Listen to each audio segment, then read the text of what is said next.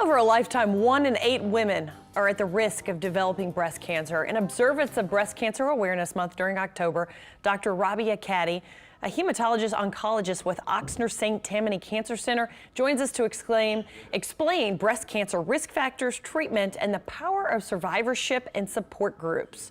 Thank you so very much for being with us. Thank you for having me.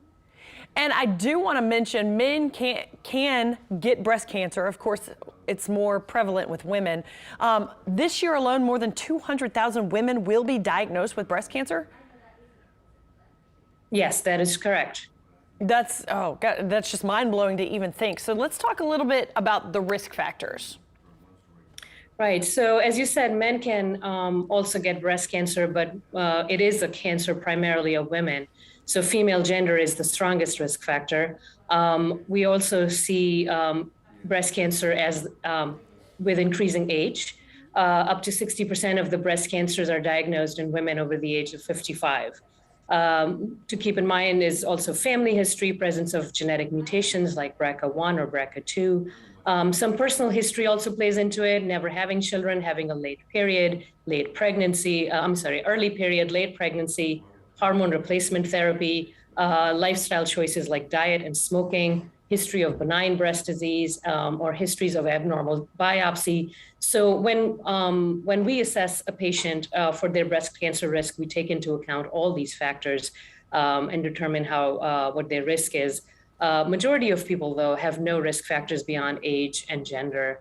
Breast cancer is more common in Caucasian women, but mortality tends to be higher in African Americans, partly due to increased prevalence of higher risk breast cancers. And I've never heard of some of those risks, like never having children and late pregnancy.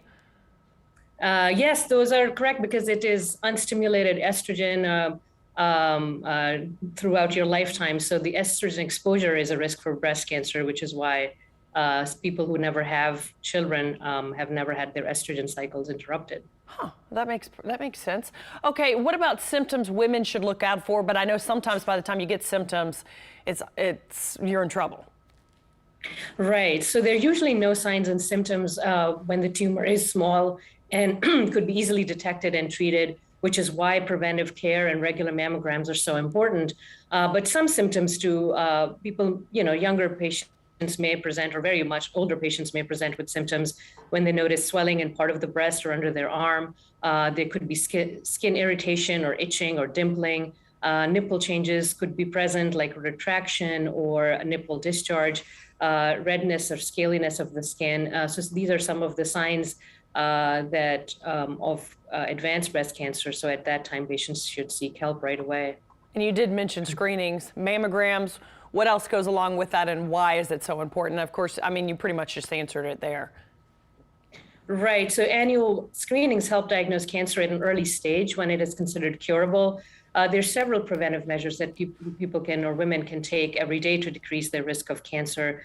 Get an annual mammogram. The American Cancer Society recommends starting at the age of 40. And between the age of 40 and 45 is okay, but between the ages of 45 to 55, women should have a yearly mammogram. After that, a yearly mammogram or every other as determined by risk factors and patient and doctor interactions. Know your family history, that's important. If you know that there are type of cancers that run in the family, please notify your doctor. You might be eligible for additional screening. And what you can do yourself is to manage your weight and exercise. Being overweight greatly increases your risk of breast cancer. Limit alcohol intake is also a big one. Dr. Cattie, thank you so very much for your expertise. We appreciate it as we continue to observe this and really take a hard look at it in the month of October, Breast Cancer Awareness Month. Thank you. You're so welcome. Take care. Thanks. You too. Thanks for having me.